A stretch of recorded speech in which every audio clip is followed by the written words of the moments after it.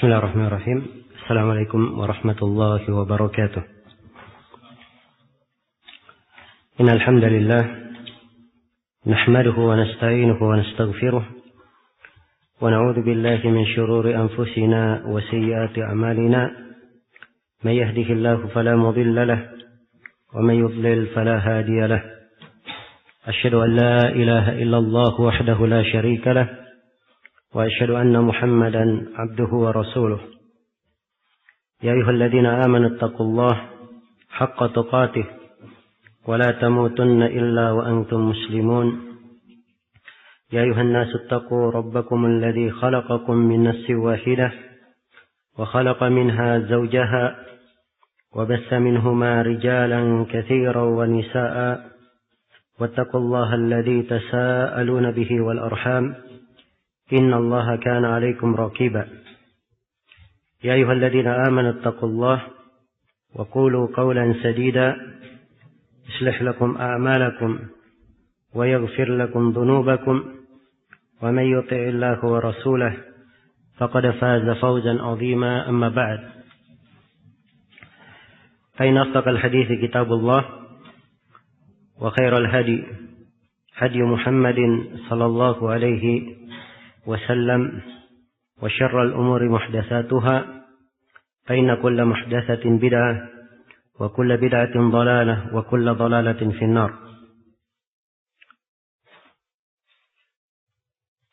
Ma'asyiral ikhwa wal akhwat rahimani wa rahimakumullah. Kita masih melanjutkan pembahasan kita mengkaji ayat-ayat hukum dari surah Al-Hajj berkaitan dengan bulan Dzulhijjah dan ibadah kurban. Pada pertemuan yang telah lalu telah kita jelaskan ayat yang ke-26 hingga ayat yang ke-29. Kemudian di ayat-ayat berikutnya qala rabbuna jalla wa ala dzalik wa may yu'azzim hurumatillahi fahuwa khairul lahu 'inda rabbih wa uhillat lakumul an'amu illa ma yutla 'alaikum fajtanibur rijsa minal awthani wajtanibu qawlaz zur hunafa'a lillahi ghayra musyrikin bih wa may yushrik billah فكأنما خر من السماء فتخطفه الطير أو تهوي به الريح في مكان سحيق ذلك ومن يعظم شعائر الله فإنها من تقوى القلوب لكم فيها منافع إلى أجل مسمى ثم محلها إلى البيت العتيق ولكل أمة جعلنا منسكا ليذكروا اسم الله على ما رزقهم من بهيمة الأنعام فإلهكم إله واحد فله أسلموا وبشر المخبتين الذين إذا ذكر الله وجلت قلوبهم والصابرين على ما أصابهم والمقيم الصلاة ومما رزقناهم ينفقون.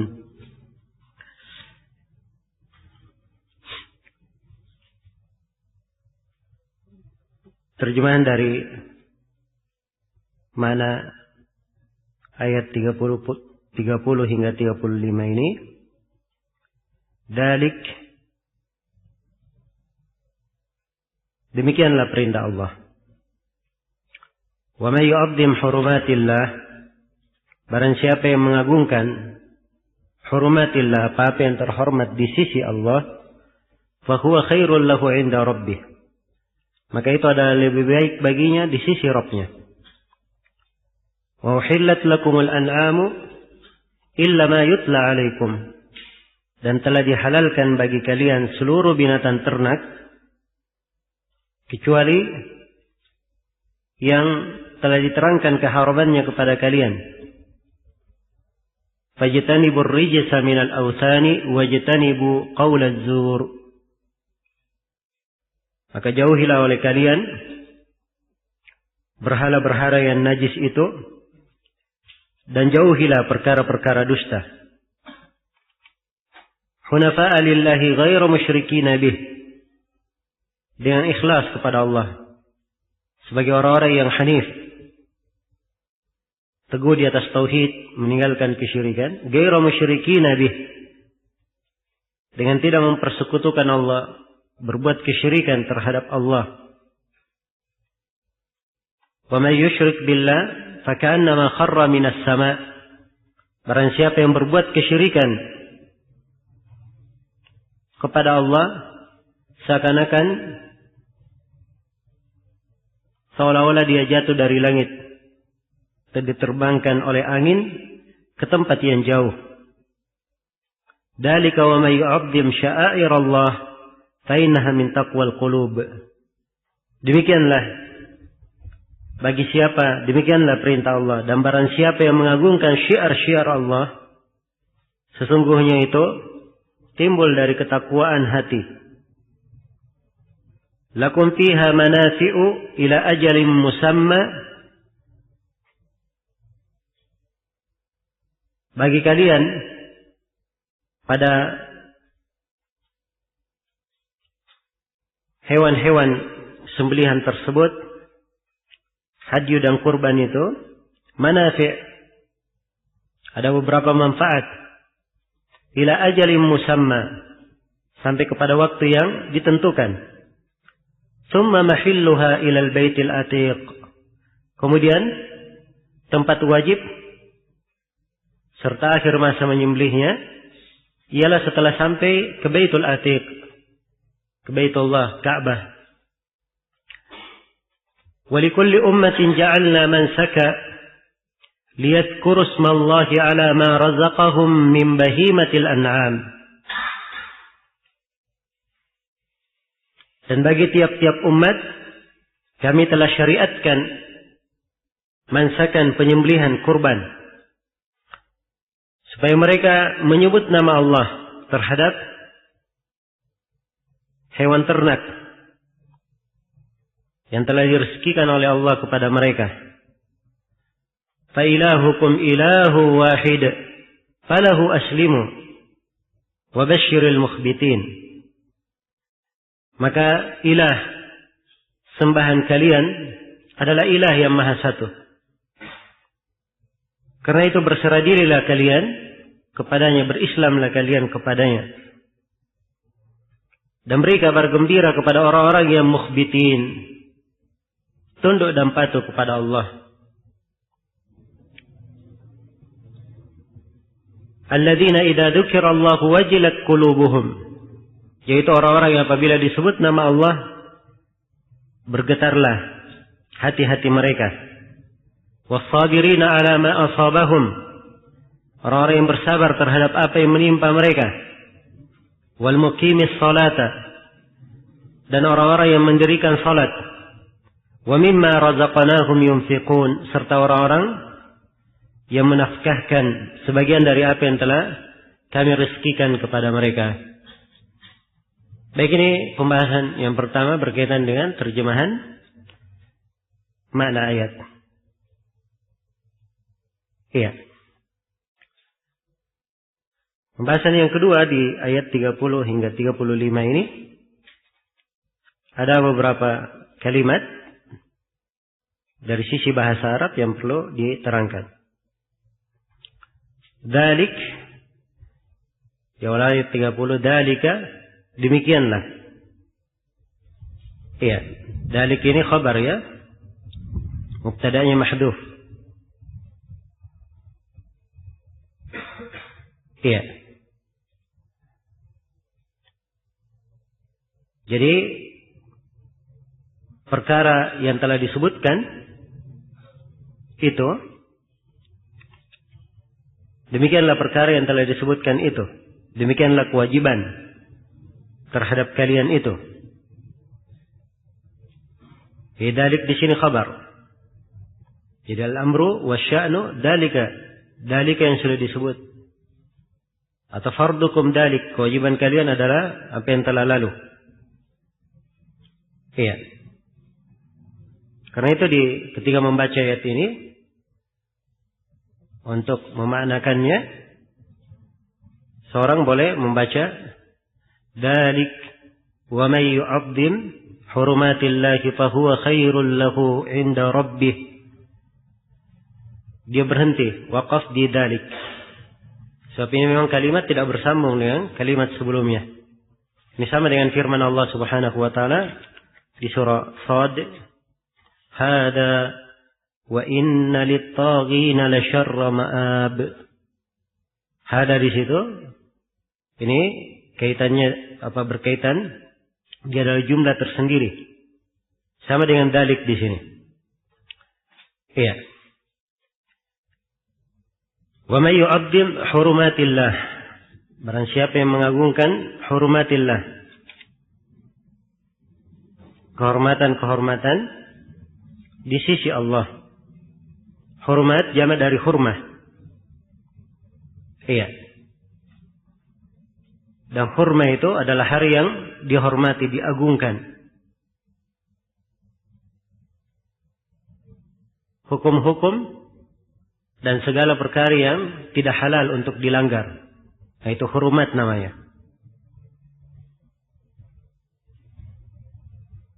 Iya.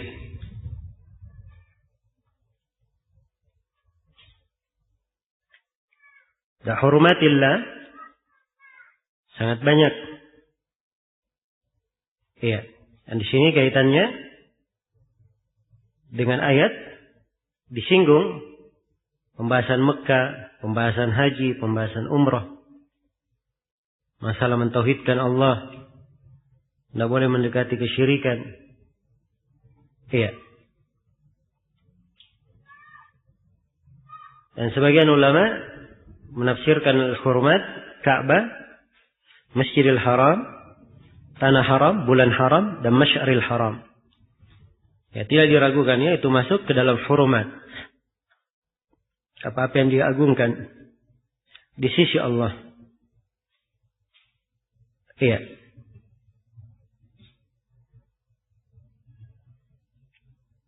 Fahuwa khairul lahu 'inda rabbih. Itu yang terbaik baginya di sisi Rabb-nya.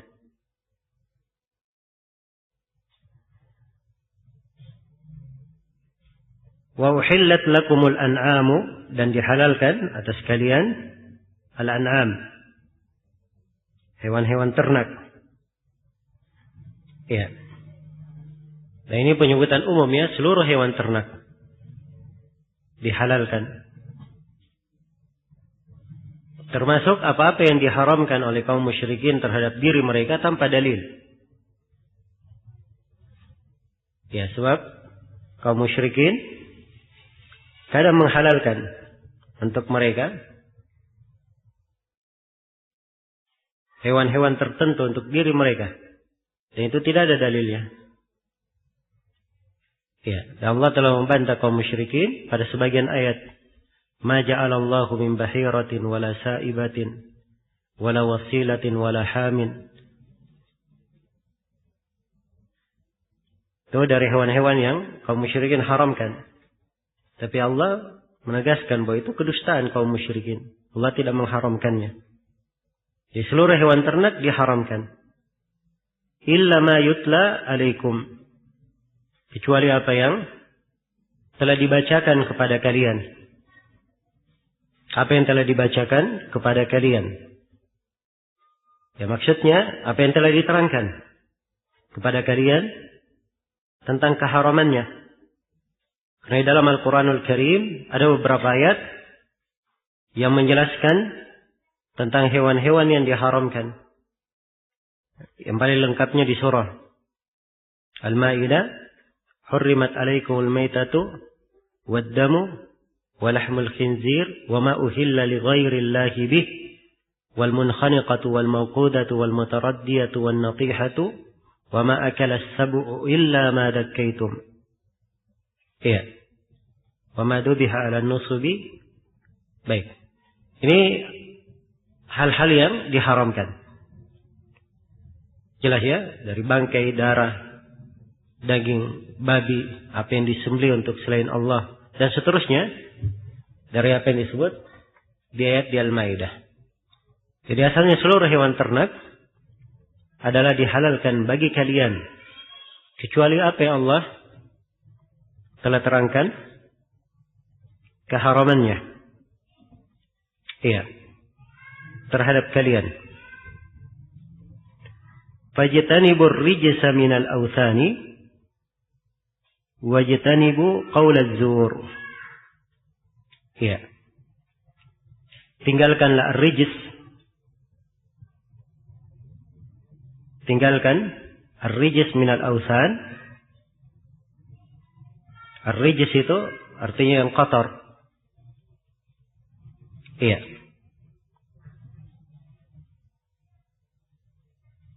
Yang najis. Minal awthan. Min di sini libayanil jins. Jelaskan jenis. Yang maksudnya tinggalkan seluruh peribadatan kepada berhala. So berhala itu semuanya najis. Najis hukmiyah, ma'nawiyah. Iya.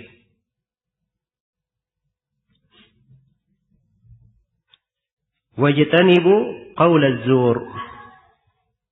Dan tinggalkanlah ucapan dusta. Sini diulangi ya, 2 kali diulangi.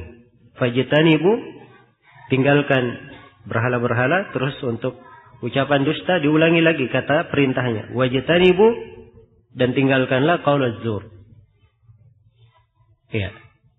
Itu menunjukkan bahwa pengharaman atas 2 hal ini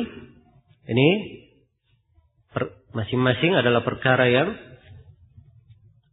ditekankan di dalam syariat. Nah, wajtanibu qaulaz zur. Ucapan az-zur. Az-zur itu artinya kedustaan dan penyimpangan. Iya. Dan kata az-zur ini sendiri ini menunjukkan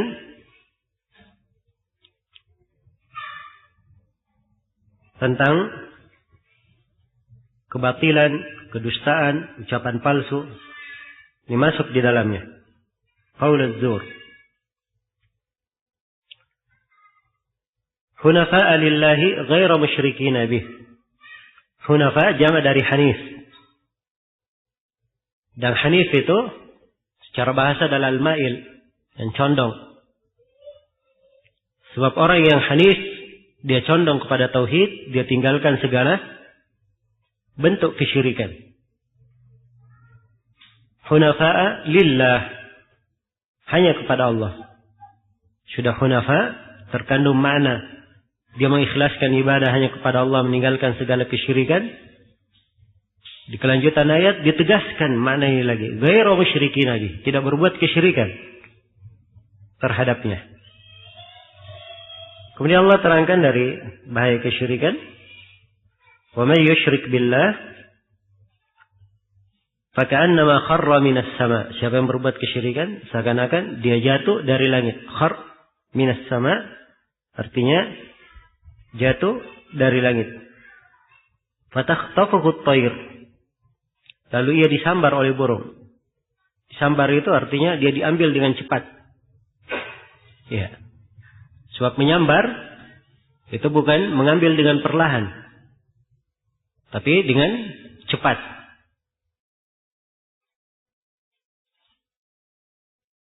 Nah, au tahwi bihi ar-rihu fi makanin sahiq, atau dilemparkan oleh angin ke tempat yang sangat sahiq, yang sangat jauh. Iya.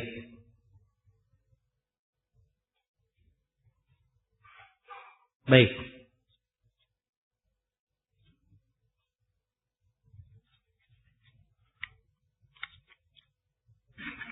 Dalik wa may yu'azzim sya'air Allah fa innaha min taqwal qulub. Dalik ini khabar untuk mubtada mahdhuf. Ya, perintah dan perkara dari Allah adalah apa yang telah disebutkan. Kemudian Allah tegaskan, wa may yu'azzim sya'airallah. Siapa yang mengagungkan sya'airallah. Sya'air jamak dari syairah. Dan syairah artinya tanda. Simbol yang agung. Merupakan ciri. Iya. Dzalika wa may yu'azzim sya'airallah. Demikian bagi siapa yang mengagungkan syiar-syiar Allah, simbol-simbol Allah, ya, dia mengagungkan agama, kewajiban haji, tempat-tempat nusuk, penyembelihan, tauhid kepada Allah, dia tinggalkan kesyirikan. Fa innaha min taqwal qulub. Sungguhnya itu berasal dari ketakwaan di dalam hati. Ya. Sini terangkan bahwa pengagungan itu muncul berasal dari ketakwaan di dalam hati. Dari ketakwaan di dalam hati. Nah, di sebagian qiraah dibaca min taqwal qulubu. Kalau di sini min taqwal qulubi. Dibaca al-qulubu berarti dia adalah fa'il dari masdar takwa. Ya. Jadi takwa bermakna masdar.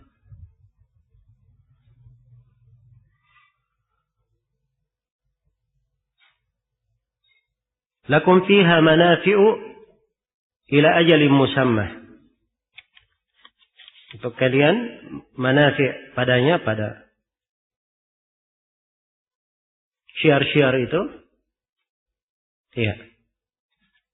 Berbagai manfaat. Nah.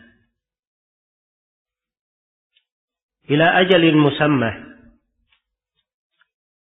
Sampai waktu yang telah ditentukan. Ini akan datang nanti pembahasannya ya, bahwa syiar yang disebut di dalam ayat itu memang dari konteks di sekitarnya mengarahkan kepada makna hewan-hewan sembelihan. Tapi lafadznya lebih umum. Kandungannya lebih umum. Iya. Dan di sini dikatakan lakum fiha manafi, untuk kalian pada hewan-hewan sembelihan itu ada berbagai manfaat. Ila ajalin musamma, maksudnya kepada waktu yang ditentukan, ada waktu penyembelihannya, ada waktu mulai penyembelihan dan ada akhir waktu penyembelihan.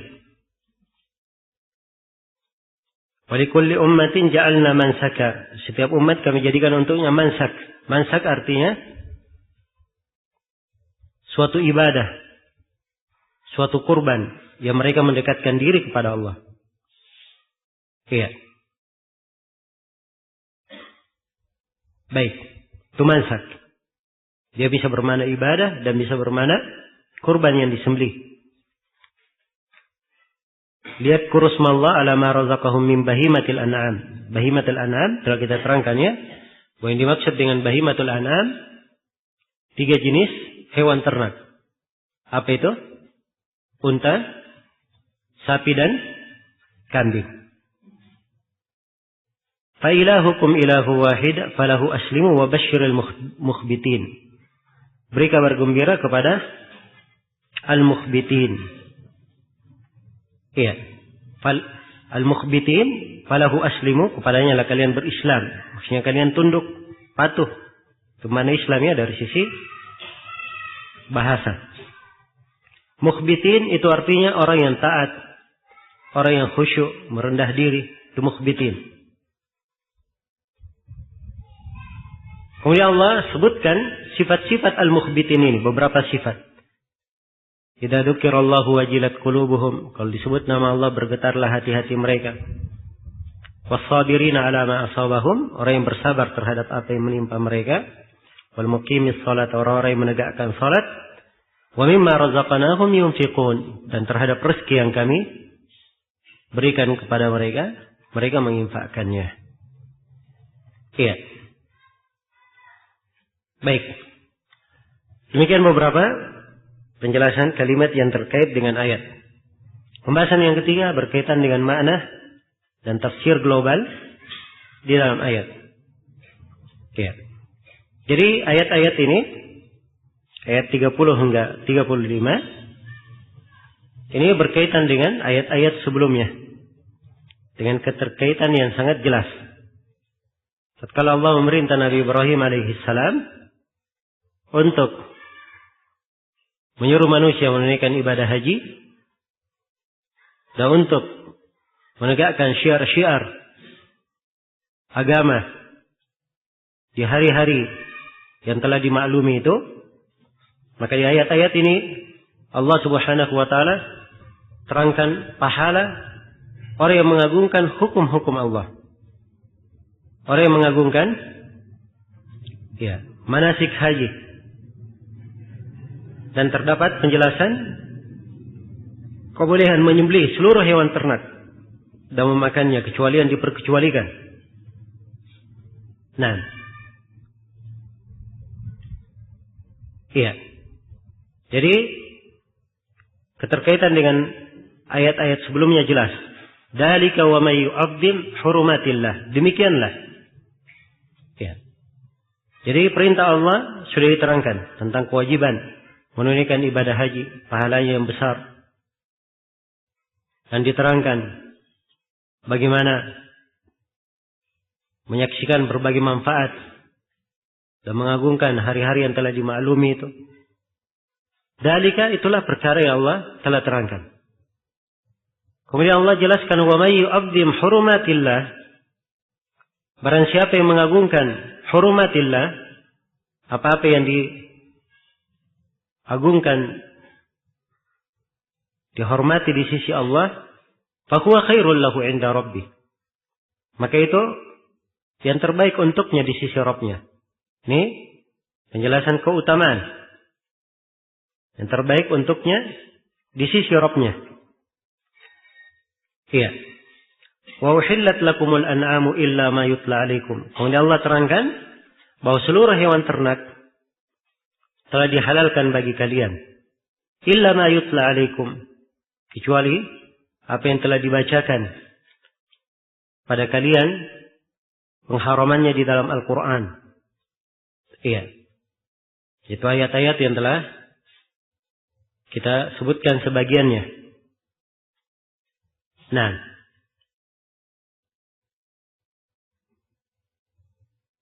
Kemudian Allah firman fajtanibur rijsa minal awsani wajtanibu qaulaz zur.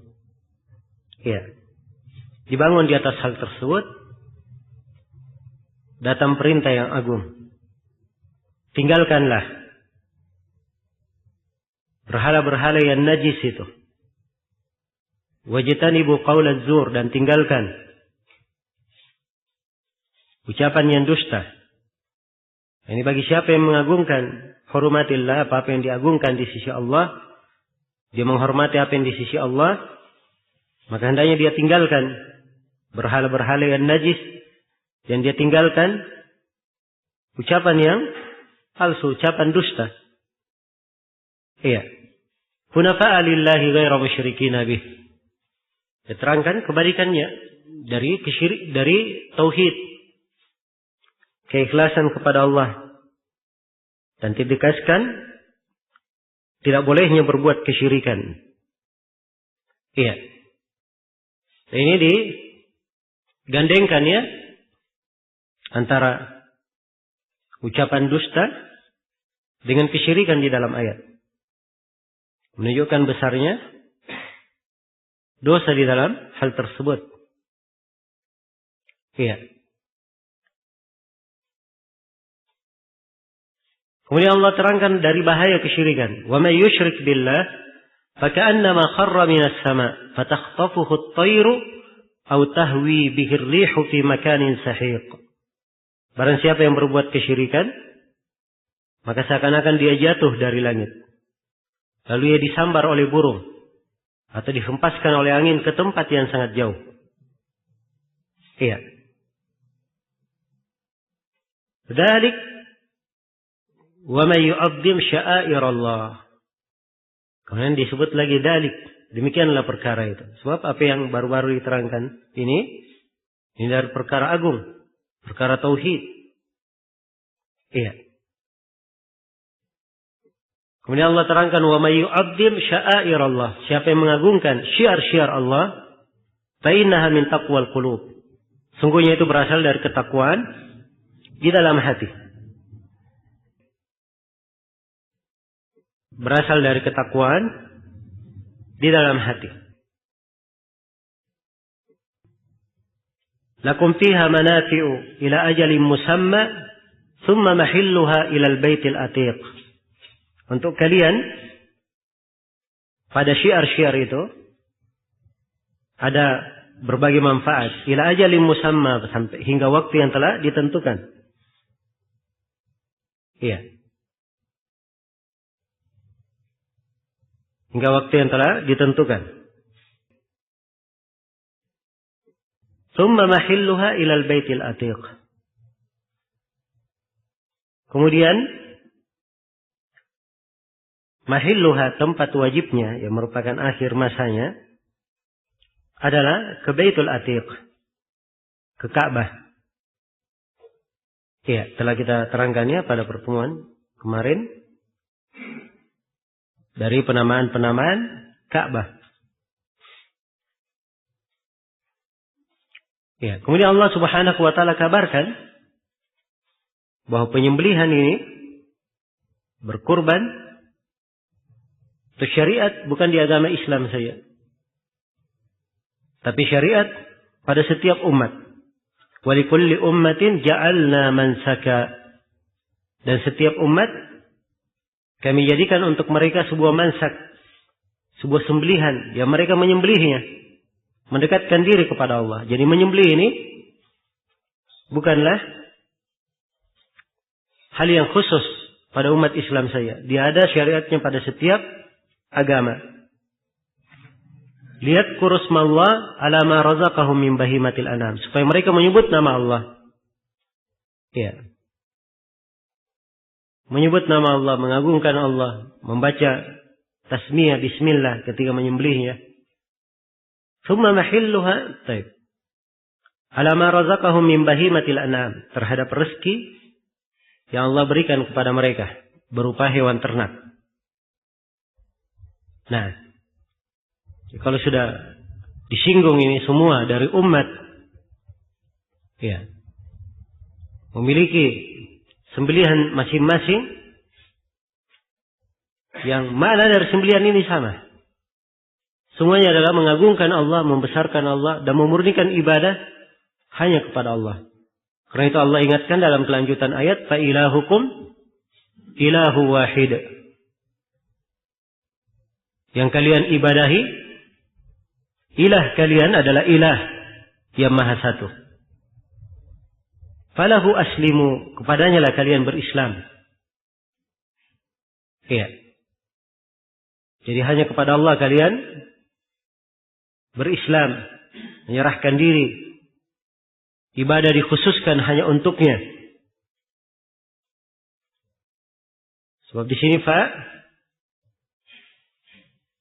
dia berkaitan dengan sebelumnya. Jadi hukum yang terpetik darinya, falahu aslimu. Kalian hanya berislam kepadanya. Wabashiril mukhbitin, dan berilah kabar gembira wahai Nabi Muhammad dengan pahala yang sangat besar bagi al-mukhbitin. Ya, al-mukhbitin yaitu orang-orang yang tunduk, patuh dan merendah diri di dalam ibadah. Iya. Dari al-khibit, yaitu bermakna sesuatu yang tenang, merendah dari bumi. Iya. Dan Allah sifatkan al-mukhbitin ini dengan beberapa sifat di kelanjutan ayat.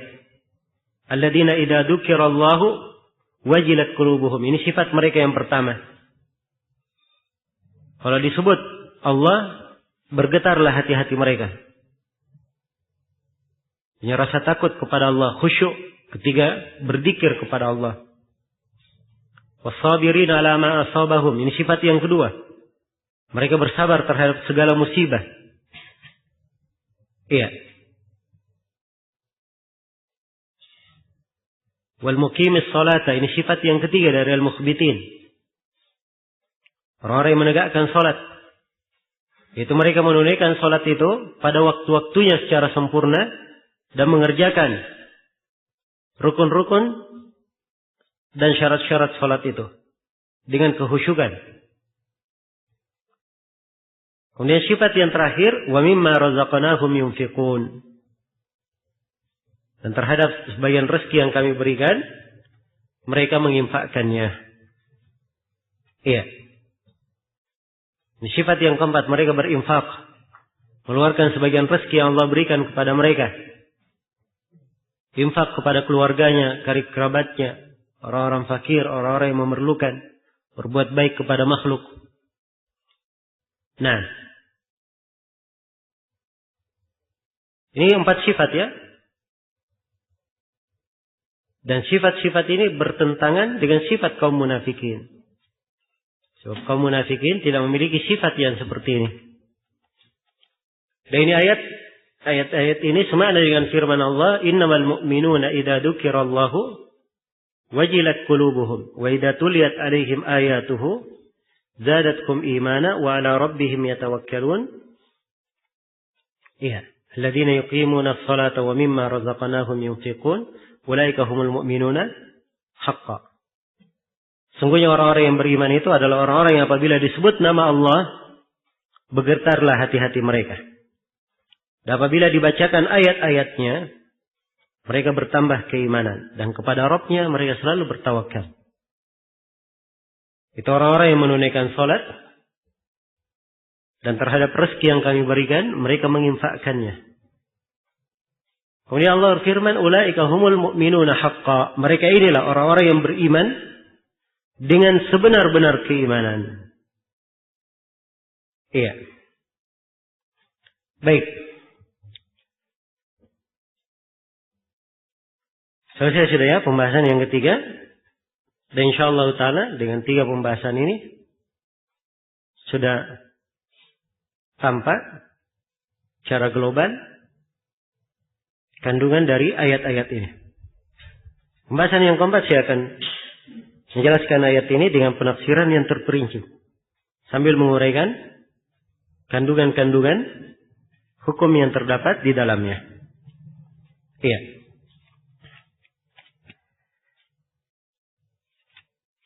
Di awal ayat dikatakan dzalika wa may yu'azzim hurumatillah fa huwa khairul lahu 'inda rabbih. Demikianlah bagi siapa yang mengagungkan hurumatillah,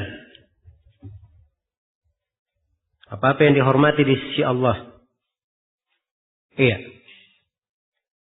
Dan ini ayat dari kaidah-kaidah umum dalam syariat.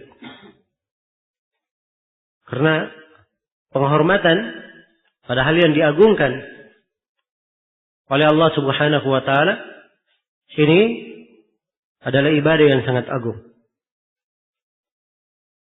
Dan hormatillah beraneka ragam. Iya. Apa yang diagungkan di sisi Allah sangat banyak. Dan hormat ini seperti yang telah kita terangkan, sesuatu yang diagungkan tidak boleh dilanggar. Maka ditinggalkan segala bentuk kemaksiatan, segala bentuk dosa yang dianggap besar di dalam syariat. Kemudian tidak boleh melanggar dari tempat-tempat yang Allah Subhanahu wa taala haramkan sejumlah perkara di situ. Tanah haram Mekah dan Madinah ada hal-hal yang diharamkan. Tidak boleh membunuh hewan buruannya, tidak boleh mencabut dari tumbuhan yang keluar darinya, tidak boleh mematahkan dari pohon yang tumbuh di tanah itu, dan selainnya dari hal-hal yang dilarang. Iya. Dan ada dosa-dosa sangat dijelaskan besarnya dosa itu, kekejiannya. Maka seorang yang mengagungkan hurumatillah, ya, dia akan meninggalkan seluruh hal itu kalau dia memang mengagungkannya. Dan pengagungannya ini, fahuwa khairul lahu inda rabbih, akan membawa kebaikan yang sangat banyak dan pahala yang sangat besar untuknya di sisi Rabbnya. Iya, sebab ini pengagungan akan mengarahkan seorang hamba kepada kebaikan. Nah, dan pengagungan inilah yang sangat bermanfaat. Karena dasar perkara adalah pada pengagungan. Seorang berbuat dosa, maksiat. Iya. Karena dia tidak takut melakukannya. Karena tidak ada pengagungan pada dirinya. Wa ma qadarullaha haqqa qadri. Mereka tidak memperhitungkan Allah. Tidak memperhitungkan kemampuan Allah. Nabi pernah melewati seorang yang sedang memukul budaknya. Maka Nabi menegurnya. Kemudian Nabi berkata, sungguhnya Allah lebih mampu daripada kamu. Ya, untuk menyiksa kamu, sungguhnya Allah lebih mampu menyiksa kamu daripada kemampuan engkau menyiksa budakmu ini. Diingatkan akan kemampuan Allah agar supaya dia berhenti dari kejelekan yang dia lakukan. Karena itu pengagungan, ta'zim terhadap hurumatillah ini sangat memberikan kebaikan bagi seorang hamba. Nah itu kata Ibnul Mubarak rahimahullahu taala. Iya. La tanzur ila sigaril ma'siyah. Walakin unzur ila man ta'sih. Jangan kamu lihat kepada kecilnya maksiat. Tapi lihatlah kepada siapa kamu bermaksiat. Ya kalau lihat, oh ini dosa, wah kecil. Hah? Saya istighfar juga, habis sholat nanti hilang juga. Maka dia akan meremehkan dosa. Tapi kalau dosa itu dia lihat dari sisi bahwa dia bermaksiat kepada Allah, dia perhatikan keagungan Allah, maka dosa kecil pun dia tidak berani untuk melakukannya. Nah, disinilah letak kedudukan para sahabat radhiyallahu taala anhum dan kuatnya keimanan mereka. Sehingga dosa-dosa kecil itu mereka anggap sebagai hal yang menghancurkan. Kata Anas bin Malik dalam hadits yang diriwayatkan oleh Imam Al-Bukhari, "Innakum lata'maluna a'malan hiya adaqqu fi a'yunikum minasy-sya'r. Wa in kunna fi ahdi Rasulillah sallallahu alaihi wasallam na'udduha minal mubiqat." Sungguhnya kalian mengerjakan amalan-amalan yang di mata kalian amalan itu lebih halus dari rambut. Jadi dianggap perkara sepele. Ini Anas berucap kepada manusia yang berada di masanya. Ya. Kalian mengerjakan amalan-amalan di mata kalian lebih halus dari rambut. Dan kami di masa Nabi sallallahu alaihi wasallam menganggap amalan itu dari hal yang menghancurkan. Perhatikannya, perbedaan di dalam mengagungkan. Dan inilah yang membedakan para sahabat dengan yang lainnya. Ya, karena itu kedudukan mereka lebih tinggi di sisi Allah Subhanahu wa taala. Iya. Baik. Wa may yu'azzim hurumatillah fa huwa khairul lahu inda rabbih. Terdapat kewajiban mengagungkan apa-apa yang diharamkan oleh Allah. Iya.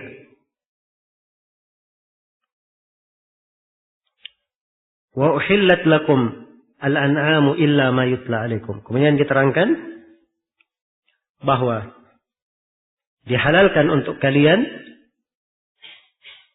hewan-hewan ternak itu. Kecuali apa yang telah dibacakan keharamannya. Ini terdapat di dalamnya kaidah asal pada hewan ternak. Bahwa asalnya pada hewan ternak semuanya halal dan boleh dimakan, kecuali apa yang diharamkan. Ya, dan penghalalannya dengan disembelih. Dengan disembelih, sebagaimana yang akan diterangkan nanti. Dan terdapat bahwa penghalalan itu dan pengharaman datangnya dari sisi Allah Subhanahu wa ta'ala. Kemudian di kelanjutan ayat, fajtanibur rijsa minal awsani wajtanibu qaulaz zur. Maka tinggalkanlah ar-rijs dari al-awsan. Tinggalkan rijs dari al-awsan, dari berhala-berhala. Ya, sebut rijs ya najis. Dan kenajisannya di sini bukan najis pada zatnya, tapi najis pada maknanya. Dan kenajisannya nggak bisa dihilangkan. Iya. Kenajisannya nggak bisa dihilangkan. Baik. Itu kesyirikan. Dia adalah najis. Berhala-berhala itu adalah najis. Jadi perintah untuk menjauhinya. Diperintah untuk meninggalkannya. Nah. Dawasan. Dia berhala. Apakah itu terbuat dari kayu, dari besi, dari emas, dari perak. Ya. Dalam bentuk orang. Maupun yang lainnya. Sebut wasan.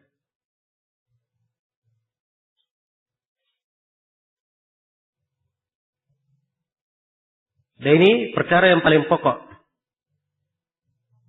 Bagi siapa yang mengagungkan apa yang dihormati di sisi Allah. Sebab Allah mengharamkan kesyirikan. Iya. Allah mengharamkan peribadatan kepada berhala-berhala. Kemudian digandengkan padanya wajtanibu qaulaz zur. Dan tinggalkanlah ucapan yang dusta. Ya, digandengkan antara kesyirikan dan ucapan dusta.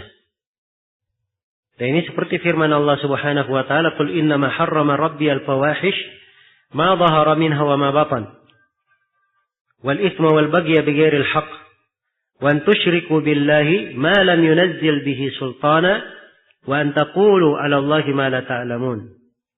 Katakanlah, sungguhnya Rabbku mengharamkan segala kekejian yang tampak maupun yang tidak tampak. Mengharamkan dosa, kesewenang-wenangan tanpa hak. Dan mengharamkan perbuatan kesyirikan kepada Allah. Apa yang Allah tidak turunkan sultan padanya. Wa antaqulu 'ala Allahi ma la ta'lamun. Dan Allah haramkan kalian berucap atas nama Allah apa yang kalian tidak ketahui. Ini az-zur ya.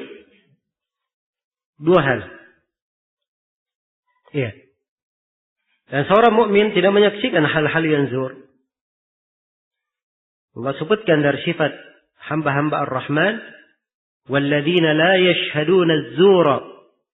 Mereka adalah orang-orang yang tidak mempersaksikan suatu kedustaan. Iya.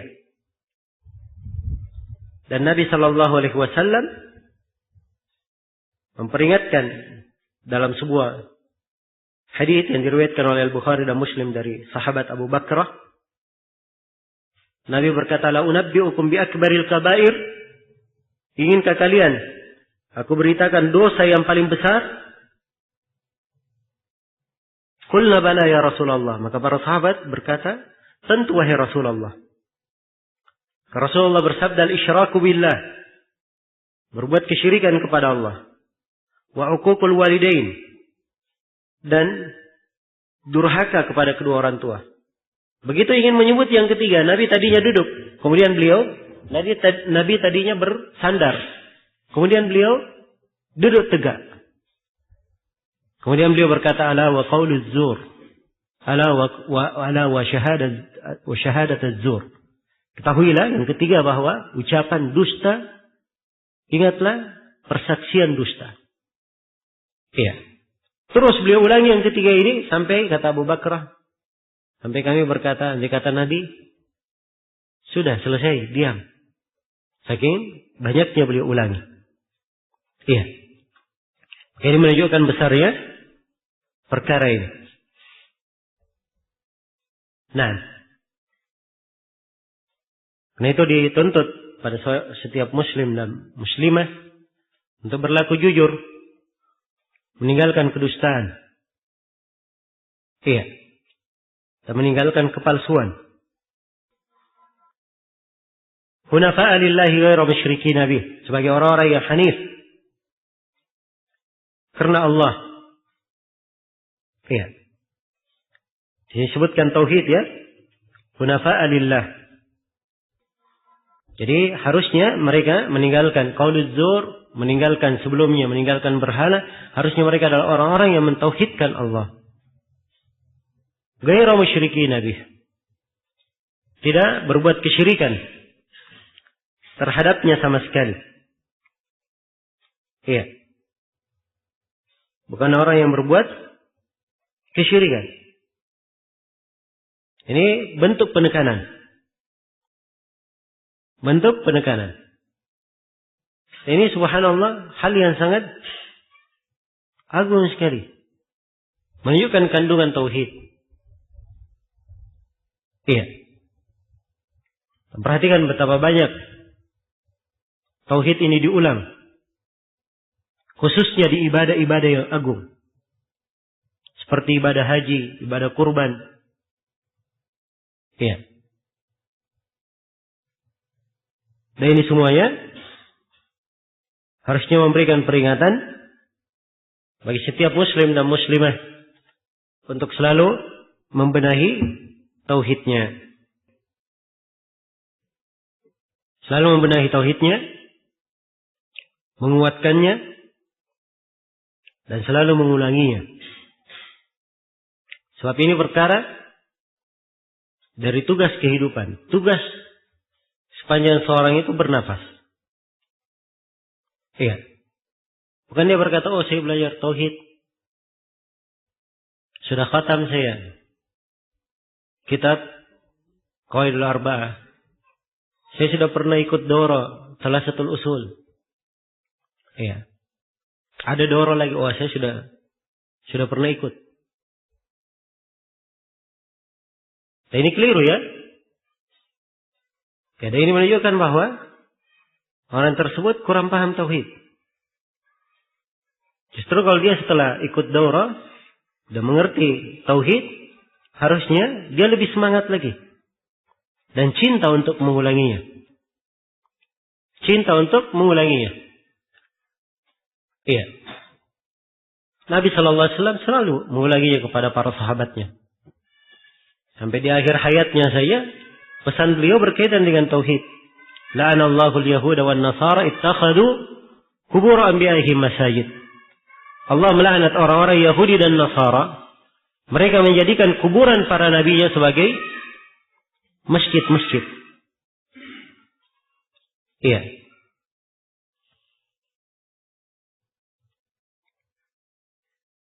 Setelah menyinggung kesyirikan, tidak boleh berbuat kesyirikan, Allah Subhanahu wa taala menerangkan tambahan penjelasan tentang bahaya kesyirikan dalam bentuk perumpamaan. Iya. Agar seorang itu berpikir dan mengerti bahwa perkara kesyirikan ini bukan perkara kecil. Iya. Allah berfirman, "Wa may yusyrik billah faka'annama kharra minas sama'." Barang siapa yang berbuat kesyirikan kepada Allah, seakan-akan dia jatuh dari langit. Kira-kira kalau ada orang yang jatuh dari langit, iya, dia selamat atau tidak? Sudah dipastikan ya. Dia pasti celaka. Pasti binasa. Iya. Kemudian Allah terangkan kebinasaan pelaku kesyirikan bukan kebinasaan biasa. Bukan sekadar jatuh saja. Fatakhtafuhu at-tayr. Lalu ia disambar oleh burung. Sudah jatuh, disambar cepat lagi. Sehingga jatuhnya semakin apa?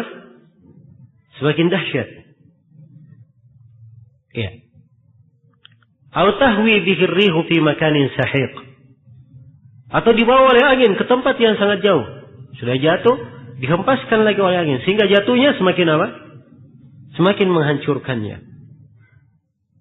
Ini perumpamaan yang sangat agung sekali. Tentang bahaya kesyirikan. Bahwa kesyirikan ini kehancuran di atas kehancuran. Kebinasaan di atas kebinasaan. Iya. Kebinasaan di atas kebinasaan. Karena itu, jangan sampai ada yang mendekatinya. Jangan sampai ada yang mendekatinya. Iya. Dan Nabi sallallahu alaihi wasallam terangkan dalam hadits Bara bin Azib tentang orang yang dikubur itu, ketika roh keluar dari jasad, rohnya dibawa ke langit. Iya. Dan sebutkan bahwa roh orang kafir ketika dia diwafatkan oleh malaikat, para malaikat membawa roh itu ke langit. Begitu sampai ke langit, tidak diterima langit itu. Apa tidak diterima roh itu? Tidak dibukakan untuknya pintu langit. Maka para malaikat diperintah untuk melemparkan, menghempaskan roh tersebut sehingga ia tersungkur masuk kembali ke jasadnya. Iya. Ini hadis menjelaskan bagaimana kehancuran setelah ia meninggal. Jelas ya? Dan ayat yang kita baca ini penjelasan kehancurannya, perumpamaan kehancurannya di dunia, di alam kubur dan di akhirat. Karena konteks ayat umum. Iya. Dan bahaya kesyirikan sangat banyak sekali. Ya, dan tentunya waktu sempit untuk kita menguraikan dari bahaya-bahaya kesyirikan tersebut. Iya. Walaupun seharusnya kita banyak mengulanginya. Selalu mengingat dan memperhatikan dari bahaya kesyirikan itu. Di tengah banyaknya kesyirikan yang terjadi. Di tengah keadaan manusia menggampangkan dan meremehkan kesyirikan. Bahkan naudzubillah melakukan hal-hal yang berbuat kesyirikan yang mungkin kaum musyrikin di masa Nabi saya tidak berpikir seperti itu. Iya. Ada sebagian tempat ada kerbau namanya Kiai Slamet. Ya. Ini naudzubillah di hari-hari tertentu dibawa keliling kalau dia buang buang kotoran, berebut orang-orang mengambil kotorannya. Ya. Berberkah. Dan ini naudzubillah dari perbuatan kesyirikan yang orang-orang yang berakal heran. Kok bisa? Ada dari manusia, apalagi mengaku kaum muslimin melakukan hal yang seperti itu. Iya. Melakukan hal yang seperti itu. Baik. Maka kesyirikan ini banyak sekali. Ya. Mungkin kalau kita bikin data kesyirikan yang ada di bumi Indonesia ini dari Sabang sampai Merauke, ya, dikumpul semuanya, wah mungkin akan terbit buku berjilid-jilid. Kamus kesyirikan di Indonesia. Hah? Dan ini sumber malapetaka. Hal yang menghilangkan kekuatan. Hal yang menurunkan musibah dan malapetaka. Hal yang mendatangkan kehancuran. Hal yang menghilangkan keberkahan. Menghabiskan dosa-dosa. Menimbulkan permusuhan.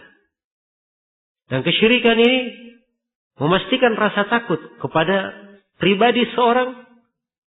Ya. Dan pada masyarakat yang banyak terjadi kesyirikan di tengahnya. Dan banyak sekali dari kerusakan dan bahaya kesyirikan di dunia dan di akhirat. Nah,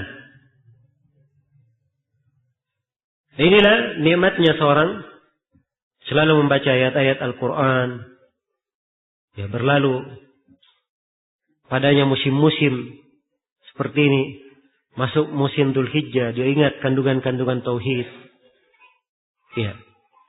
Di berbagai ibadah yang ada di dalamnya.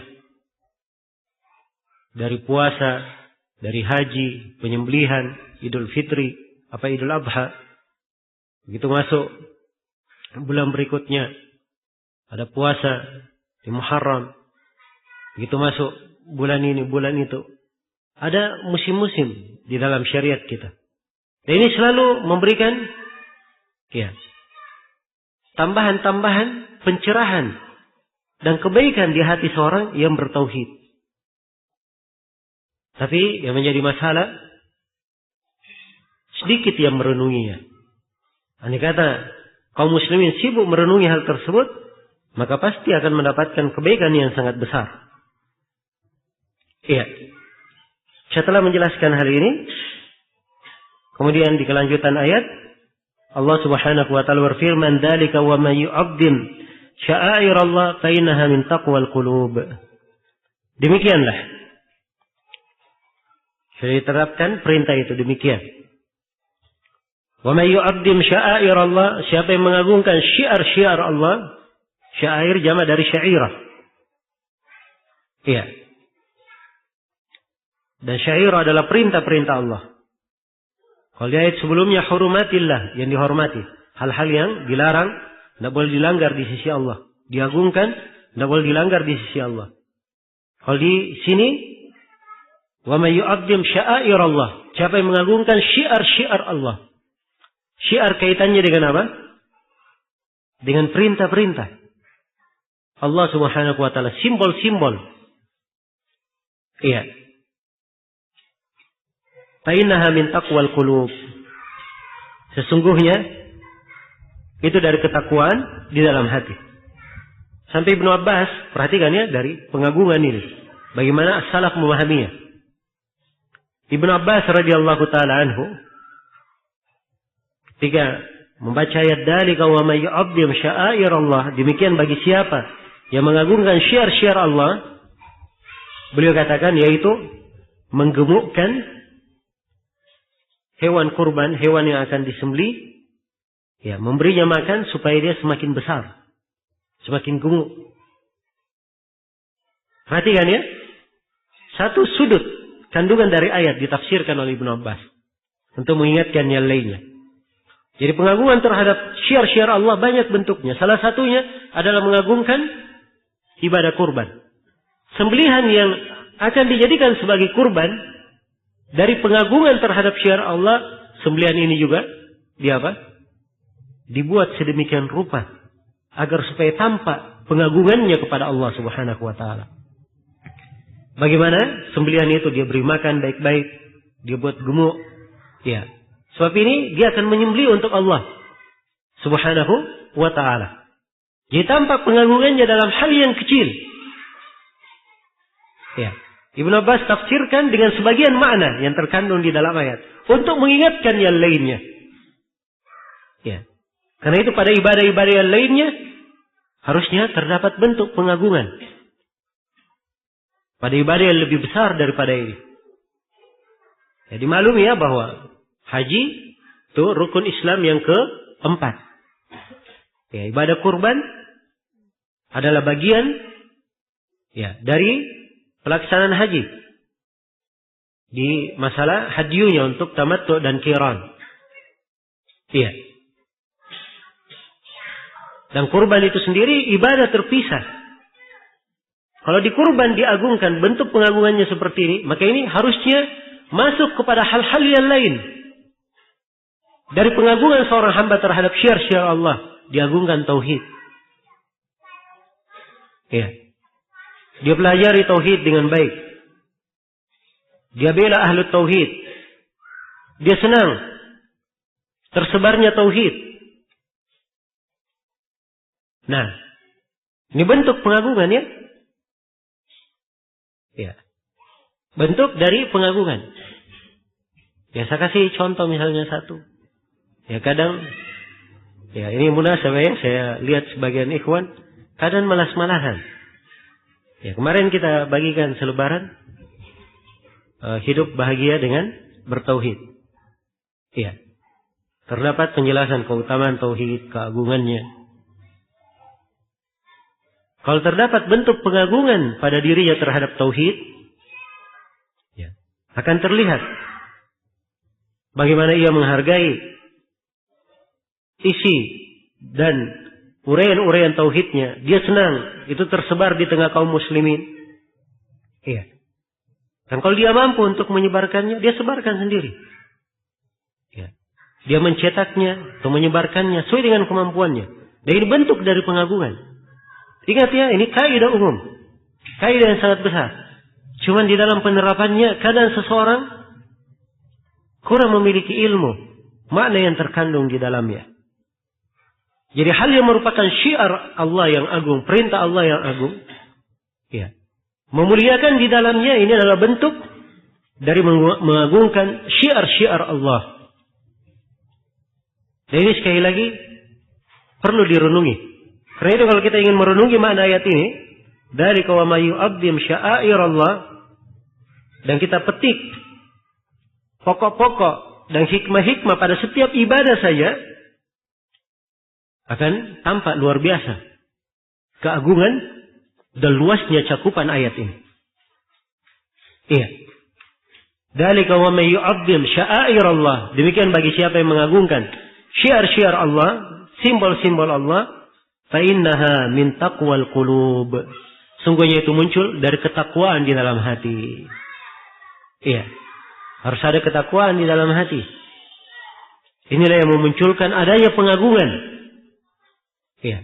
Bagaimana dia akan mengagungkan Allah sedangkan tidak ada ketakwaan di dalam hatinya? Iya. Dan terdapat di dalam ayat ini kewajiban untuk memperhatikan amalan hati itu. Sebab hati ini modal besar. Hendaknya diperhatikan, dijaga. Iya. Dijaga. Dan di dalam amalan hati ini pula terkait ibadah-ibadah yang agung. Pelipat gandaan pahala.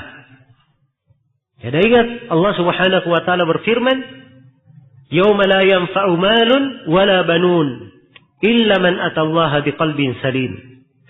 Hari kiamat itu adalah hari tidak ada harta yang bermanfaat. Tidak ada anak keturunan yang bisa memberikan manfaat. Kecuali siapa yang menghadap kepada Allah dengan hati yang selamat. Perhatikan hatinya yang diterangkan selamat. Iya. Dan ketika disebutkan surga di surah Qaf, bahwa surga itu likulli awwabin hafidh, bagi orang yang selalu kembali, selalu menjaga.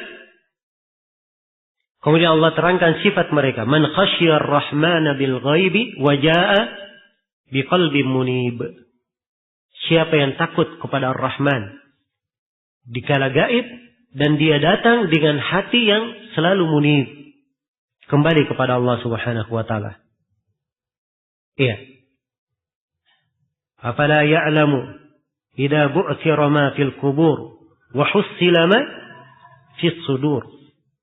Tidakkah mereka tahu bagaimana nanti ketika kubur itu telah dibelah, mereka semua dibangkitkan dan Allah periksa apa-apa yang ada di dalam hati.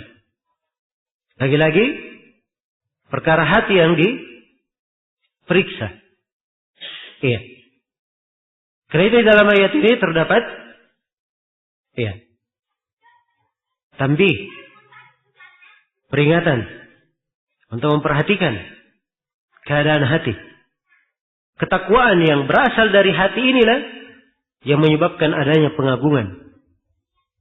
Menyebabkan adanya pengagungan. Iya. Dan terdapat di dalam ayat bahwa pengagungan kepada Allah Subhanahu wa ta'ala itu bertingkat-tingkat.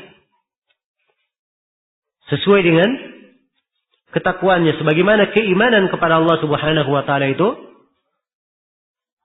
Ya, kaum muslimin, kaum mukminin bertingkat-tingkat di dalam keimanannya. Ada yang kuat keimanannya. Ada yang lebih kuat lagi. Dan ada yang kurang kuat. Iya. Maka diperhatikan sebab-sebab. Dan dengannya dia mengagungkan Allah Subhanahu wa ta'ala. Jadi pembahasan sebenarnya, kalau ingin kita uraikan agak panjang ya. Apa sebab-sebab yang menyebabkan seorang hamba itu mengagungkan Allah, membesarkan syiar-syiar Allah. Ya. Ini pembahasan di dalam syariat. Banyak pemaparan dan uraiannya. Di antara hal yang paling menumbuhkan pengagungan, pembesaran kepada Allah adalah tauhid. Tidak ada yang lebih afdal daripada tauhid. Dan lebih besar dari tauhid di dalam menumbuhkan pengagungan kepada Allah. Iya. Demikian pula dari kandungan tauhid dia mempelajari nama-nama dan sifat-sifat Allah. Dia pelajari nama-nama dan sifat-sifat Allah Subhanahu wa ta'ala. Supaya dia mengenal siapa Rabbnya. Mengenal keagungannya. Ya, kemuliaannya. Mengenal berbagai rahmatnya dan keindahannya. Ya. Ini semuanya dari perkara penting. Akan memunculkan pengagungan. Dan dari hal yang menyebabkan seorang mengagungkan Allah Subhanahu wa ta'ala adalah dilaksanakan segala perintahnya. Dia tinggalkan segala yang dia larang. Iya. Dia lakukan apa yang diperintah. Dia tinggalkan apa yang dia larang. Apa yang dilarang oleh Allah Subhanahu wa ta'ala. Dan banyak sebab-sebab yang lainnya. Banyak sebab-sebab yang lainnya dari sebab-sebab pengagungan kepada Allah Subhanahu wa ta'ala. Dzalika wa may yu'azzim sya'airallah fa innaha min taqwal qulub. Lakum fiha manafi'u ila ajalin musamma. Untuk kalian di dalam syiar-syiar tersebut manafi', ada berbagai kemanfaatan. Iya. Syiar-syiar Allah umum ya. Tapi di sini sejumlah ahli tafsir menafsirkan syiar-syiar Allah itu artinya hewan-hewan sembelihan, hewan-hewan kurban. Dan di kelanjutan ayat diterangkan bahwa hewan-hewan kurban tersebut untuk kalian di dalam hewan kurban itu ada manfaat, berbagai manfaat bagi kalian. Ya, kemanfaatannya banyak ya. Banyak dari kemanfaatannya. Ila ajalin musamma, hingga waktu yang telah ditentukan. Iya. Dia bisa mengambil manfaat dari susunya, dari kulitnya, dari rambutnya, bisa menungganginya. Bisa menungganginya. Dan telah syah di dalam hadits Anas bin Malik riwayat Bukhari dan Muslim. Iya. Nabi SAW melihat seorang lelaki membawa seekor unta kurban. Maka Nabi berkata kepadanya, tunggangi unta itu. Orang tersebut berkata, ya Rasulullah, innaha badana. Sungguhnya dia adalah hewan kurban. Unta untuk kurban. Kata Nabi, irkabha waihak. Iya. Kata beliau, tunggangilah. Sangat kasihan kamu. Diperintah untuk menungganginya. Jadi menunjukkan bahwa boleh diambil kemanfaatannya. Ya, dan kata manfaat di dalam ayat ini lebih umum ya dari manfaat yang ditafsirkan oleh Ibnu Abbas dan selainnya di sini. Ya, sebab kalimat manfaat itu sendiri umum. Baik. Ila ajalin musammah, hingga waktu yang telah ditentukan. Hingga waktu yang telah ditentukan. Iya. Jadi ini menunjukkan bahwa penyembelihan itu ada waktu tertentunya. Iya. Tsumma mahilluha ilal baitil atiq. Kemudian tempatnya adalah ke Ka'bah. Ya, ini juga disebutkan tempat. Jadi ada waktu dan ada apa? Ada tempatnya. Iya. Dimaklumi bahwa hewan-hewan sembelihan dan disembelih taqarrub kepada Allah itu banyak bentuknya. Ada yang sifatnya udhiyah. Udhiyah ini dilakukan oleh orang yang haji dan orang yang tidak haji. Udhiyah. Inilah yang di bahasa kita sering kita sebut hewan kurban. Dan yang kedua ada namanya hadyu. Ini bagi orang yang apa? Haji. Ya, kalau dia tamattu atau qiran, haji tamattu, dia melakukan haji dipisah dengan tahallul, atau dia gabungkan antara haji dan umrah. Ya, dengan menggiring hewan ternak yang disebut qiran. Pada haji tamattu dan haji qiran ada ketentuan hadyu. Iya. Dan pada hewan-hewan yang disembelih karena terjadi pelanggaran di saat haji, ini juga disebut dam. Dari hewan sembelihan juga. Iya. Khusus berkaitan dengan haji, itu tempat terakhirnya adalah di Ka'bah. Karena itu, ya, bagi orang yang haji atau orang yang membayar dam karena pelaksanaan haji dan umrah, itu tidak boleh dilaksanakan di tempat lain. Harus disembelih di Mekah. Disembelih di mana? Di Mekah. Baik. Berbeda dengan udhiyah, kurban. Kurban itu di mana saja dia sembelih. Boleh dia menyembelih hewan kurban di mana saja. Jelas ya? Jadi ini masalah tempat. Ketika disebutkan di akhir ayat ini, "Tsumma mahilluha ilal baitil atiq", kemudian tempatnya kepada Baitul Atiq, yaitu kepada Ka'bah. Ya. Ini kandungannya kita arahkan kepada rincian tadi. Ya, adapun masalah ila ajalin musamma, hingga waktu yang telah ditentukan, ini saya sudah isyaratkan kemarin ya, bahwa penyembelihan itu ada waktunya. Iya. Jadi kalau berkaitan dengan udhiyah, hewan kurban, waktu penyembelihannya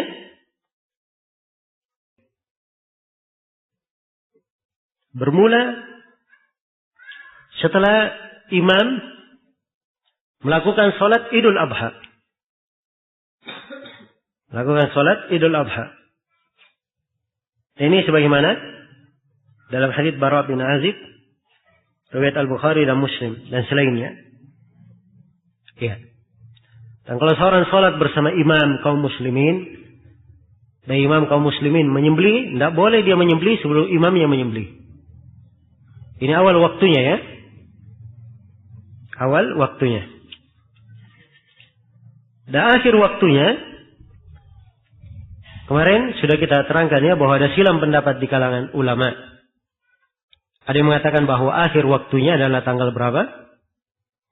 12 Dzulhijjah. Dan yang mengatakan bahwa akhir waktunya tanggal 13. Akhir Ayyamut Tasyrik. Iya. Saya simpulkan kemarin bahwa dari sisi adillah, ya, hadits Nubaysh al-Hudali Nabi sallallahu alaihi wasallam bersabda, "Ayyamut tasyrik, ayyamu aklin wa syurbin wa dzikrin lillah." Hari-hari tasyrik adalah hari-hari makan minum, ya, serta berzikir kepada Allah. Hadits Nubaisyah ini jelas menunjukkan bahwa hari tasyrik hingga penyembelihan hingga akhir tanggal 13. Ketika matahari terbenam tanggal 13, itu akhir penyembelihan. Hanya saja, ya, telah syah dari sejumlah sahabat. Mereka menetapkan di hari ke-12 Dzulhijjah. Dan tidak ada yang menyelisihi mereka dalam hal ini. Baik, karena itu saya kemarin memberikan kesimpulan bahwa akhir penyembelihan itu tanggal 13. Hanya saja sebaiknya seorang keluar dari silam pendapat. Dia kalau ingin berkurban jangan dia lewat tanggal 12. Jangan dia lewat tanggal 12. Tapi kalau dia ada udzur atau sesuatu sehingga menyembelih tanggal 13, insyaallah taala itu adalah syah.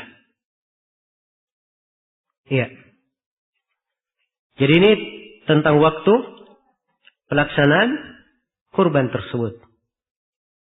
Kemudian di ayat setelahnya dijelaskan, "Walikulli ummatin ja'alna mansakan liyadhkuru ismallah ala ma razaqahum min bahimatil an'am." Dan setiap umat kami jadikan untuknya mansak. Setiap umat telah dijadikan untuknya suatu sembelihan tersendiri. Iya. Ibadah kurban. Mereka mendekatkan dirinya kepada Allah Subhanahu wa taala. Ini menunjukkan keagungan ibadah ini, ya. Bahwa ini syariat ada di umat-umat sebelum kita. Dan umumnya syariat yang ada di umat-umat sebelum kita berlaku di syariat kita juga. Itu menunjukkan bahwa syariat tersebut adalah syariat yang agung. Ya, salat, zakat, puasa, haji. Ini semuanya syariat ada di umat-umat sebelum kita. Jelas ya, menunjukkan keagungannya. Walaupun sebagian hukum terkait khusus dengan umat Islam. Di sebagian sudut pembahasannya. Tapi syariat umumnya ada. Iya. Baik. Makanya menunjukkan keagungan ibadah ini. Ya, dan pentingnya. Dan sekali lagi, terkait dengan penyembelihan di bulan Dzulhijjah, ada penyembelihan berkaitan dengan orang yang haji, ada yang berkaitan dengan orang yang tidak haji. Orang yang haji, ya, itu tadi beberapa hewan kurban saya terangkan. Ada yang sifatnya hadyu, ada yang sifatnya dam. Dan orang yang tidak haji, ada udhiyah namanya. Ada udhiyah, yang disebut kurban. Iya. Sebut kurban. Udhiyah. Baik.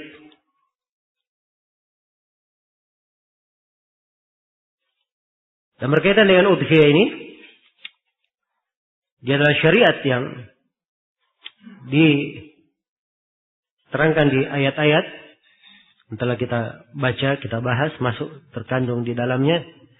Dan Nabi SAW serta para sahabatnya mutawatir dari mereka melakukan hal ini. Ya, dan dia adalah ibadah yang sangat agung. Silang pendapat di kalangan ulama, apa hukum udhiyah ini?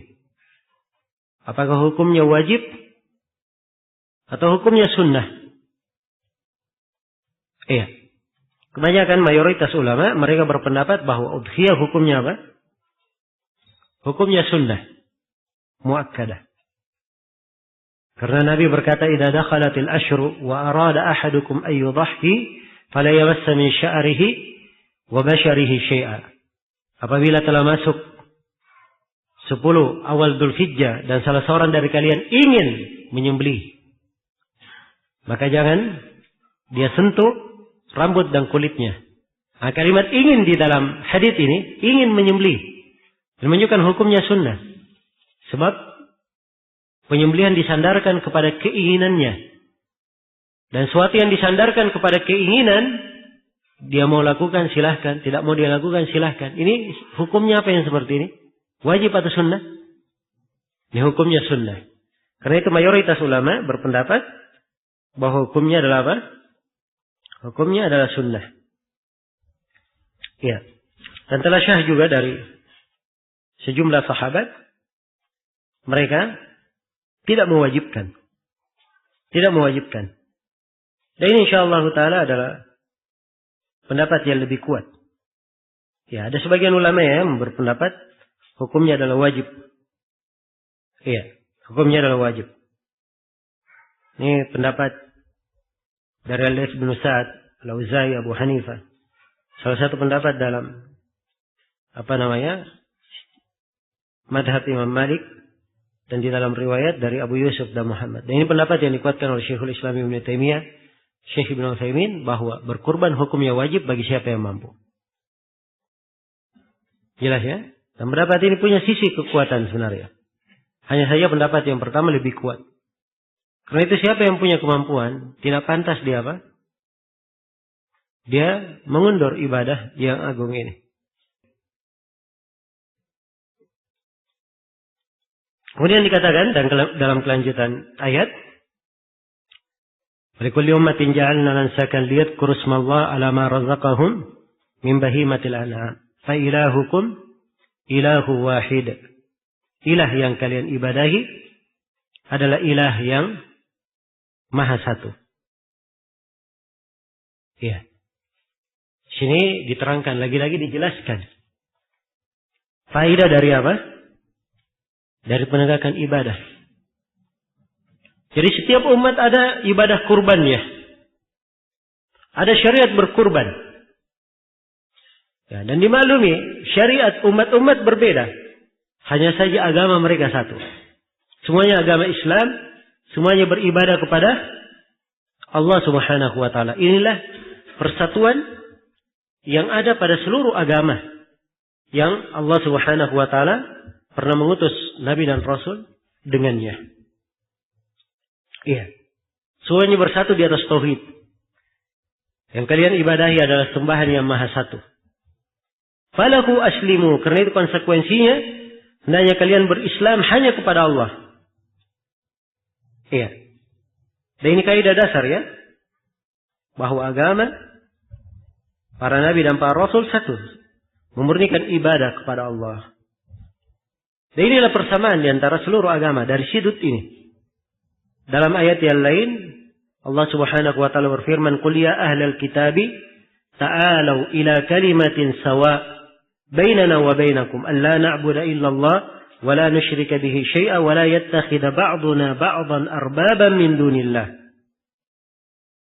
Katakanlah, wahai Muhammad, serukan, wahai ahlul kitab, marilah kalian kepada kalimat persamaan antara kami dan antara kalian. Sama antara kami dan antara kalian.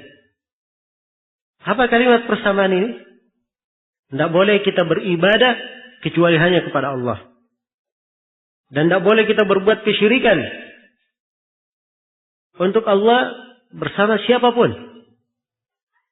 Dan tidak boleh sebagian dari kita menjadikan sebagian lainnya sebagai sembahan-sembahan selain daripada Allah.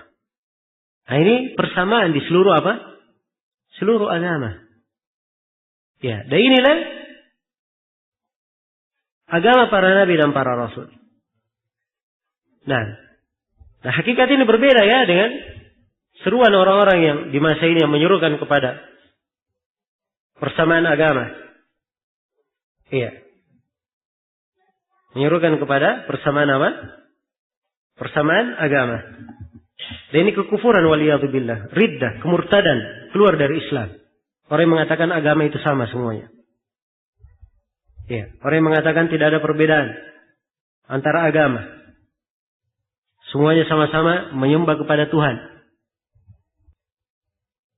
Ini kekufuran dan kemurtadan keluar dari Islam. Sebab kesamaan agama dalam tauhid. Dan dimaklumi agama-agama Yahudi, Nasara, dan selainnya, ya, terdapat kekufuran dan kesyirikan di dalamnya. Dan itu bukan tauhid. Walaupun asal agamanya dari Nabi dan Rasul, tapi mereka telah merubahnya, telah menggantinya. Dan tidak boleh seorang Muslim meyakini samanya. Dan ini makar ya. Dulunya mereka ini, kaum munafikin yang menyerukan ini, dulu mereka bahasakan dengan nama toleransi. Toleransi kalimat bersayap. Mungkin benar, mungkin keliru. Ya. Sebab ada hal yang di dalam syariat kita diatur berkaitan dengan interaksi antara Muslim dan kafir. Aturan yang bagus. Ya, bagaimana mereka hidup bersama dalam sebuah negeri. Ada aturannya. Ya. Kalau toleransi dari makna ini tidak ada masalah. Tapi kalau toleransi maknanya, ya, saya tidak boleh mencela agama kamu, kamu tidak boleh cela agama saya. Ya, sembahanmu benar, sembahanku juga benar. Ini namanya kekafiran. Bertentangan dengan dasar keislamannya, yang di dalam keislaman yang diibadahi cuma Allah satu-satunya. Dan dia wajib berlepas diri dari segala bentuk kesyirikan dan kekufuran. Ya. Karena itu yang menyuruhkan persamaan agama ini. Dan sekarang ada orang sebut tokoh-tokoh nasional berkumpul dalam satu organisasi. Ya, ada berbagai penganut agama di situ. Disebut dengan nama, saya tidak hadirkan karena namanya saya tidak ingat. Ya. Ini bukan dari sifat-sifat kaum muslim yang melakukannya. Itu ciri kaum munafikin. Ya, sebab memang kebanyakan orang yang berada di situ belajarnya juga bukan belajar di negeri-negeri Islam. Belajar di Chicago sana, di negeri-negeri kafir. Ya, mau belajar agama apa? Yang dia pelajari. Belajar Islam di negeri kafir. Ya. Dia mengajarinya kebanyakannya orang-orang kafir. Nah, maka ini makar harus dipahami oleh umat Islam. Dan menjadi musibah kita di sekolah-sekolah tinggi Islam, kebanyakan yang mengajar ya dari panutan-panutannya adalah orang-orang yang seperti ini jenisnya. Dan ini musibah ya di tengah umat. Nasallallahu alaihi. Karena itu hendaknya diperhatikan.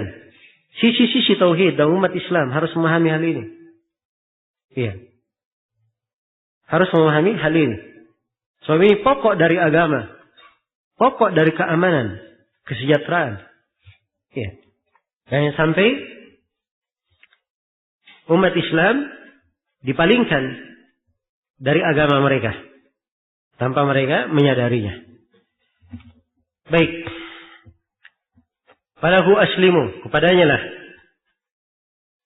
kalian berserah diri, berislam. Wabashiril mukhbitin. Dan beri kabar gembira kepada al-mukhbitin. Ya. Kemudian Allah subhanahu wa ta'ala terangkan siapa al-mukhbitun itu. Alladzina idha dzukirallahu wajilat qulubuhum. Orang-orang yang apabila disebut nama Allah, bergetarlah hati-hati mereka. Was-sabirina ala ma asabahum. Dan orang-orang yang bersabar terhadap apa yang menimpa mereka. Wal muqimis shalah. Dan orang-orang yang menegakkan salat. Iya. Wa mimma razaqnahum yunfiqun. Dan orang yang terhadap rezeki yang kami berikan, mereka menginfakkan. Nah. Baik. Allah terangkan 4 sifat untuk mereka. Iya. Al-mukhbitin ini. Dan sebelum saya lanjutkan sifat al-mukhbitin, ya, kembali saya ingatkan ya bahwa fa ilahukum ilahu wahid, sembahan kalian, ilah kalian adalah ilah yang maha satu. Itu adalah agama seluruh nabi dan rasul. Semuanya menyuruh kepada tauhid, menyuruh kepada ibadah hanya kepada Allah Subhanahu wa taala. Wa ma arsalna min rasulin illa nuhi ilaihi annahu la ilaha illa ana fa'budun. Tidak kami mengutus ya min qablika, sebelum engkau Nabi Muhammad, min rasul, seorang rasul pun, kecuali kami wahyukan kepada rasul itu agar supaya menyuruhkan tidak ada yang berhak diibadahi kecuali Allah. Hendaknya kalian beribadah hanya kepadaku. Ya. Itu firman Allah yang diperintah kepada nabi dan rasul untuk menyampaikannya kepada manusia. Nah, wabashiril mukhbitin, dan beri kabar gembira kepada al-mukhbitin. Al-mukhbitin orang-orang yang tenang, merendah hati. Iya. Sebagian menafsirkan tidak berbuat kezaliman.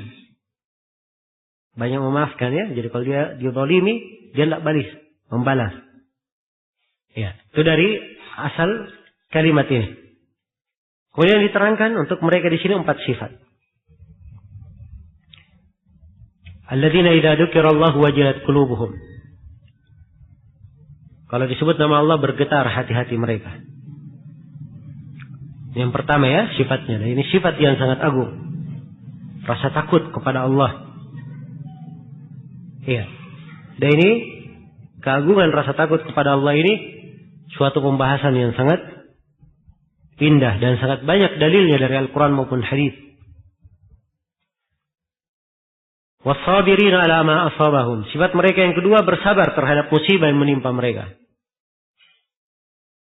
Harus ada kesabaran terhadap setiap musibah yang menimpa. Iya. Wal muqimis shalah, dan menegakkan salat. Dia menegakkan salat. Nah, ini dari sifat al-mukhbitin yang menjaganya.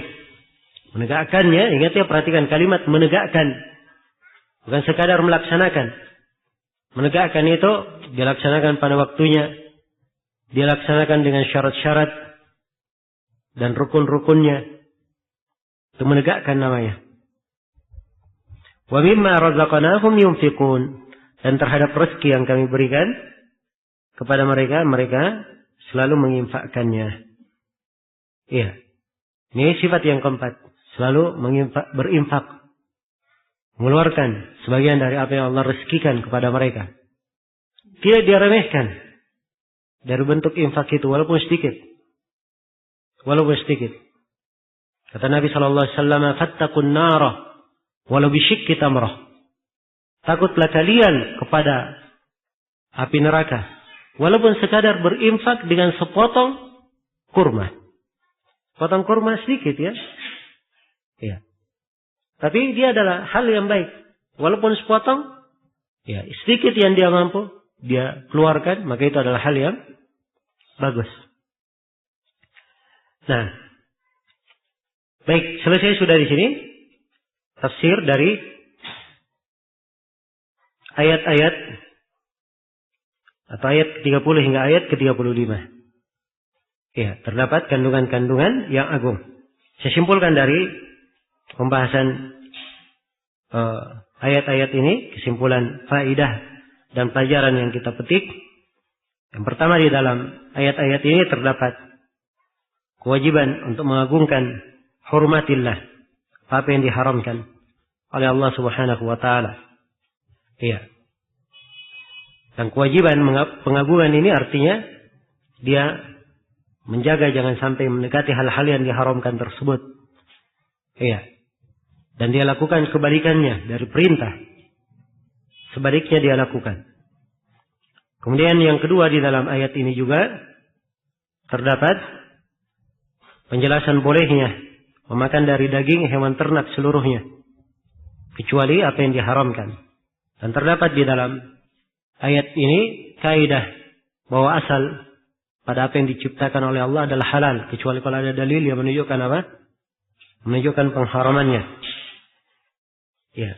Kemudian di dalam ayat-ayat ini juga terdapat kewajiban menghindari segala jenis peribadatan kepada berhala. Ya. Perintah untuk meninggalkannya. Dari segala jenisnya. Apa saja. Dari segala jenisnya. Kemudian yang kelima dari kandungan ayat-ayat ini, terdapat kewajiban untuk meninggalkan kedustaan, perkara yang palsu. Iya. Dan terdapat di dalam kandungan ayat bahwa agama kita ini adalah agama yang menjaga dua hal. Menjaga tahliyah menghiasi seorang hamba dengan hal yang baik, dengan ibadah, dengan akhlak yang bagus, dan terdapat padanya takhliyah. Dia membersihkan dirinya dari hal yang dibenci oleh Allah, dari kesyirikan, dari akhlak yang jelek. Dan terdapat di dalam ayat-ayat ini penjelasan bahwa agama kita adalah agama yang memperhatikan sisi akidah. Ya. Juga memperhatikan dari sisi akhlak. Memperhatikan dari sisi akhlak. Karena itu digandengkan antara tauhid, menghindari kesyirikan, dengan tidak boleh berucap dusta. Iya. Tidak boleh berucap dusta. Dan di dalam ayat diterangkan tentang kewajiban ikhlas. Hanya kepada Allah Subhanahu wa taala. Iya. Dan istiqamah di atas keikhlasan. Dan juga di dalam ayat diterangkan tentang bahaya kesyirikan. Dan di dalam contoh bahaya yang disebutkan, kita mengambil pelajaran bahwa pelaku kesyirikan itu pasti binasa. Pasti dia binasa secara meyakinkan. Di dunia maupun di akhirat. Di dunia maupun di akhirat. Dan terdapat bahwa bahaya kesyirikan adalah bahaya di atas bahaya. Yang berlipat ganda. Iya. Bahaya kesyirikan ini bukan pada satu sudut saja. Dia pada banyak sudut bahayanya. Dan terdapat di dalam ayat ini juga kewajiban mengagungkan syiar-syiar Allah. Simbol-simbol Allah. Iya. Dari segala bentuk yang merupakan syiar-syiar Allah Subhanahu wa taala. Dan terdapat di dalam ayat keutamaan takwa. Dan terdapat pula di dalam ayat kewajiban untuk memperhatikan amalan-amalan hati. Dan apa-apa yang memperbaiki hati tersebut. Dan terdapat di dalam ayat kebolehan mengambil manfaat dari hewan-hewan kurban. Dan terdapat juga di dalam ayat penjelasan waktu ya kurban itu. Atau isyarat tentang waktu kurban tersebut. Dan terdapat di dalam ayat isyarat tentang tempat pelaksanaan. Iya. Dan juga di dalam ayat ini terdapat keagungan ibadah berkurban. Bahwa dia adalah ibadah yang sudah ada di umat-umat sebelumnya. Iya. Dan terdapat di dalam ayat ini juga penjelasan tentang kesamaan agama para nabi dan para rasul dalam hal memurnikan ibadah hanya kepada Allah Subhanahu wa taala, mentauhidkannya dan meninggalkan segala bentuk kesyirikan. Iya.